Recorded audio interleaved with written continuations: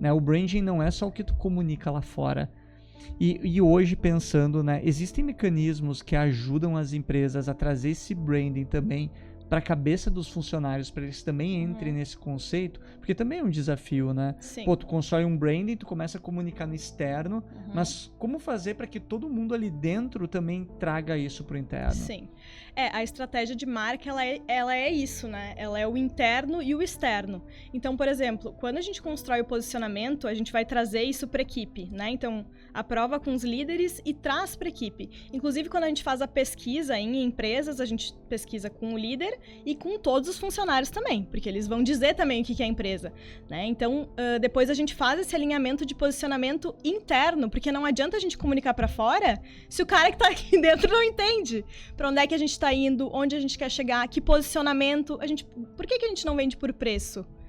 Por que a gente vende por alto valor e quais são as bases para sustentar isso, né? Então, o branding, ele trabalha justamente também interno, né? Retenção de talentos. Eu tenho orgulho de trabalhar para aquela marca. Eu tô construindo um propósito com aquela marca que eu acredito, né? E eu tô trabalhando todos os dias para construir isso, para chegar aqui.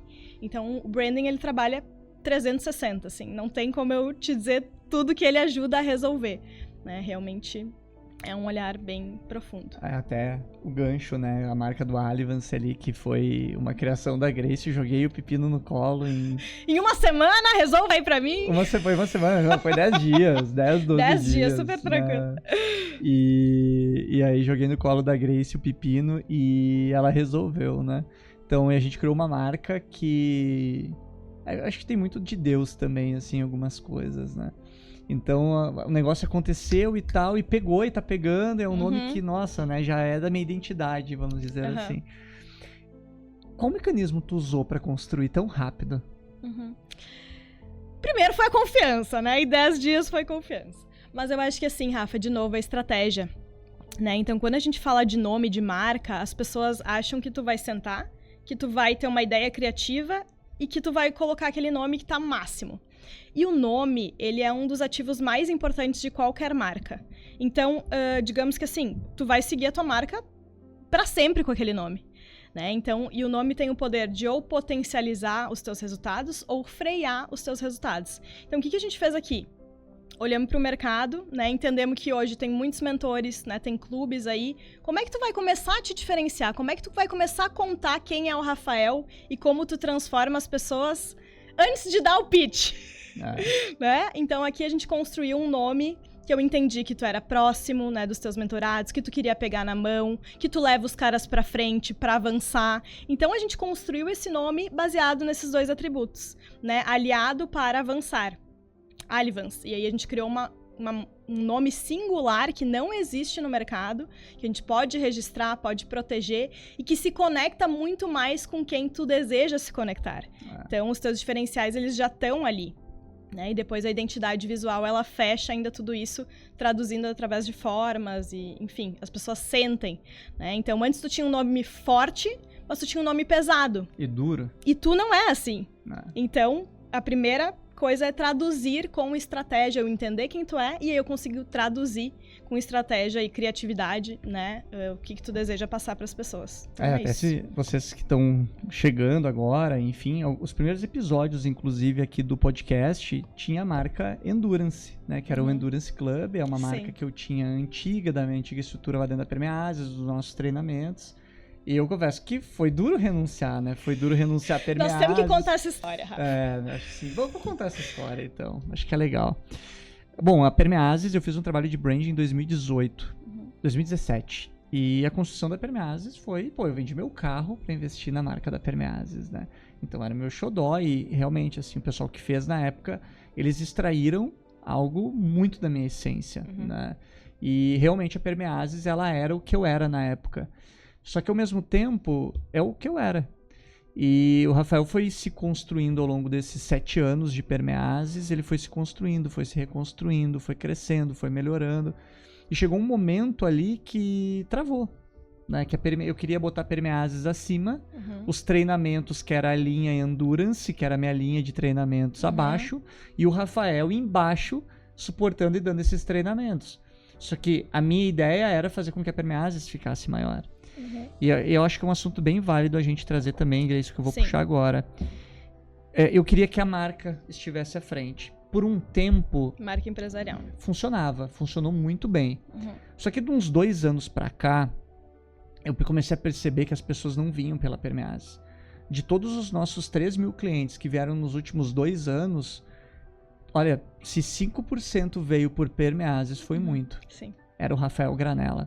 E hoje a gente vê esses movimentos, né, de uma pessoa puxar uma marca, por exemplo, João Adib, entre outros players que puxam marcas empresariais que têm história, mas que com a força do nome de uma pessoa acabou alavancando ainda mais o nome da sua marca.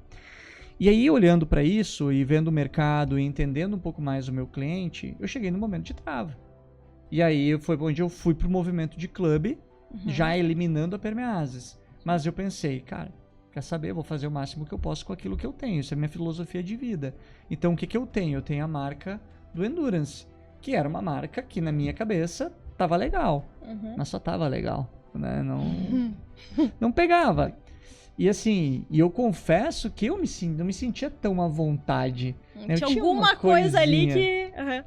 E aí foi onde, né, a gente conversou lá no evento em Gramado, e aí tu me trouxe, botou a pulguinha, eu já sabia que não ia ter o registro. Mas no início ele não queria, tava resistente. Daí eu pensei, cara, quer saber? Tu até me mandou, Rafa, uns nomes que tu pensou. Eu amo quando os clientes mandam os nomes que eles pensam. Tá doido. Daí eu pensei, não, quer saber? Vambora, né? Vamos fazer, já que tô mudando, muda tudo. Vamos mudar pra melhor, né? Exato, e é uma evolução, né? E claro, tem que estar disposto a renunciar. Sim. E eu já vi empresas que as pessoas se apegam ao nome. Muito. Eu acho que o nome é das coisas mais difíceis de mudar. Né? Inclusive, quando a gente faz uma transição de uma grande marca, a gente tem que ter, inclusive, estratégias para fazer essa transição. Né? Por exemplo, trazer algumas coisas do nome anterior, porque o reconhecimento da marca ele já existe no mercado. Então, olha o impacto de eu mudar um nome. Então, nesse renaming que a gente chama, a gente precisa ter estratégia. E por isso que eu falo que é tão importante a gente contratar um namer, né, profissional para criar no início. Porque, cara, se tu tiver que mudar lá no meio da coisa, vai ser muito pior. Vai ser muito mais investimento, perda de reconhecimento, perda de todos os investimentos que tu já fez na marca, quem tem embalagem, fachada. Então, gente, é um investimento mínimo, né? Para todos os resultados que tu vai ter com um nome realmente bom de negócio. Exatamente. E aí é onde entra o ponto. Tem que ter coragem também, né? Sim. E eu vejo que, às vezes, o apego em algumas coisas tranca muito o crescimento de empresários. Sim. E uma coisa que eu aprendi contigo, e já, né, tinha um conhecimento, mas aprendi ainda mais contigo, principalmente em relação ao branding pessoal mesmo, a imagem pessoal, é que o branding não é só um logo. Não. E aí é onde entra o branding, numa questão onde, como que o empresário pode fazer para trazer esse branding dele junto à conexão da marca, do negócio, como, por exemplo, o João Adib fez. Sim. Obviamente, eu renunciei a Permeases, hoje é o Rafael Granella, né, como até tá aqui no copo, aqui tá até o logo antigo do Endurance, ó. Sim! Né, que eu não atualizei na caneca, né. A de vocês não, a de Aqui, vocês tá lá, Alivas, é a diferença. Lindão. Mas é isso, né, então hoje tá o nome do Rafael como evidência. Claro, a gente foca na imagem do Rafa, mas dentro da imagem, dentro de uma empresa, por exemplo, no caso como João Adib, como que tu analisaria, assim, fazer uma análise de caso do João Adib com a CIMED? Como que tu faz essa avaliação? É que assim, Rafa, hoje a gente tem um movimento de marcas pessoais crescendo muito no mercado. Né? Então, as marcas pessoais dos empresários, enfim, elas podem potencializar ainda mais o negócio. Né? Ou elas podem virar e tu focar só na tua marca pessoal. E várias pessoas me perguntam, Grace, faço marca empresarial, faço marca pessoal, só que a gente tem que olhar um pouquinho pro futuro, né? Por exemplo, uma marca pessoal, um empresário que não é comunicativo, que não quer se comunicar, ele não vai tomar essa decisão, né? Porque ele não vai conseguir sustentar isso. Já, não, eu quero construir a minha marca pessoal, eu vou me dedicar a isso e isso vai potencializar o meu negócio. Aí sim, aí faz sentido, né? Então, hoje, a gente tem a marca empresarial e a marca pessoal. Essa aqui pode impulsionar essa aqui e essa aqui pode impulsionar essa aqui, né? Elas se cruzam. Então, ali no caso do Adib, ele fez isso, né? Ele usou a marca pessoal dele para potencializar a empresarial. Então, a gente tá vendo muitos movimentos assim, funciona, mas tem essa dedicação, né? E entender que a tua marca pessoal, por exemplo, tu, né, Rafa, eu também, ela depende de nós. Ela depende da nossa comunicação, da nossa imagem. Então, a gente tem que entender que a gente vai estar na linha de frente.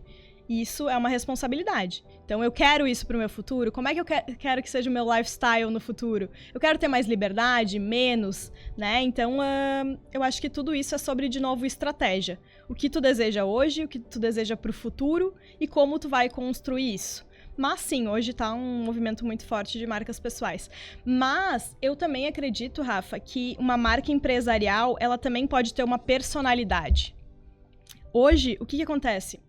Por que tá indo muito pra marca pessoal? Porque as marcas empresariais não têm personalidade. Elas são um logo, E, por exemplo, a Natura. A Natura a gente não sabe quem é o CEO que tá à frente. Mas ela tem valores tão fortes, né? De sustentabilidade, de natureza. Eu visitei a fábrica da Natura, eles fazem investimentos baseados nisso. Então, tu vê que a cultura da coisa tá nos produtos, tá na comunicação. Então, eu me apaixono pela Natura sem precisar ter um rosto ali, especificamente. Mas por quê? Porque a marca empresarial tem um posicionamento, uma personalidade muito clara.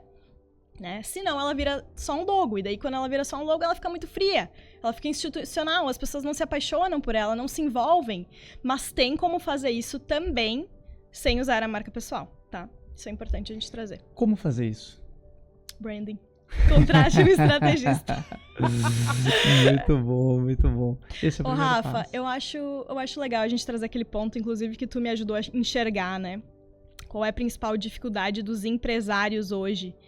Então, o empresário, ele contrata a agência de marketing e ele exige dela que ela traga autenticidade para a comunicação, vendas, resultado, que viralize, né? Faz a melhor comunicação aí. Só que essa agência, ela precisa do empresário entender qual o posicionamento dele, qual é a história, qual é a estratégia. Só que esse empresário, ele não é especialista, ele não é estrategista e ele nunca vai ser. E ele não consegue traduzir para todos os fornecedores, né? Inclusive para a agência de marketing, o que é o posicionamento dele. Então, a gente entendeu que aqui no meio entra o estrategista. Ele vai entender a empresa ou o empresário e ele vai traduzir isso para a agência de marketing, para o fotógrafo, para todos os outros fornecedores, para que essa estratégia funcione e seja executada, né? Então, hoje eu vejo muitos empresários que eles não têm tempo para pensar na sua comunicação, para pensar na sua estratégia de marca. Então, o estrategista, ele precisa estar ali para trazer clareza e orquestrar todos os fornecedores para que seja executado a comunicação, né, dessa forma estratégica. Então, acho que esse foi um ponto bem, baita insight que a gente teve também. Na nossa mentoria. A gente estava falando disso agora há pouco, antes de tu chegar, porque o César, né, que cuida aqui do nosso bastidor, e às vezes é meu co-host também em alguns episódios, a gente estava falando justamente disso, né, do quanto que é importante para o empresário ter essa peça. E onde que falha? Porque o empresário, ele contrata a agência esperando que a agência faça tudo isso. Exatamente. E a agência espera do empresário tudo isso. E eu vejo que teve um boom de agências, de pessoas que não têm toda a capacitação suficiente para estar liderando e tocando uma agência de fato, ou de não conseguir ter esse olhar mais profundo de branding.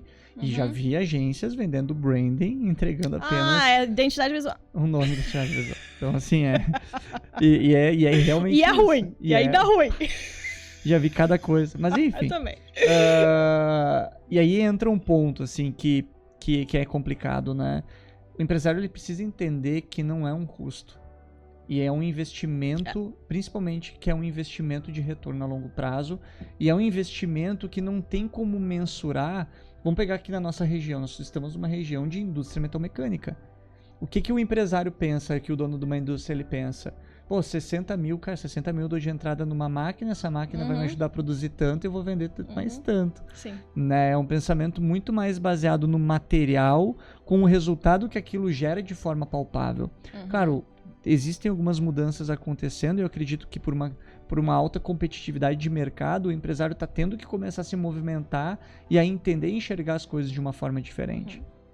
Mas quem sai na frente, né, bebe água limpa. Então, quando a gente olha para o mercado de um modo geral, a gente vê uma complexidade das pessoas entender o que é branding. A importância da estratégia, né? De marca. E de entender que é uma estratégia de marca, mas eu vendo preço, eu atendo o mercado e o meu cliente é empresa e eu não preciso disso. Tá, mas por que tu vende preço? Por que tu não tá vendendo valor? Por que tu tá preso no preço ainda?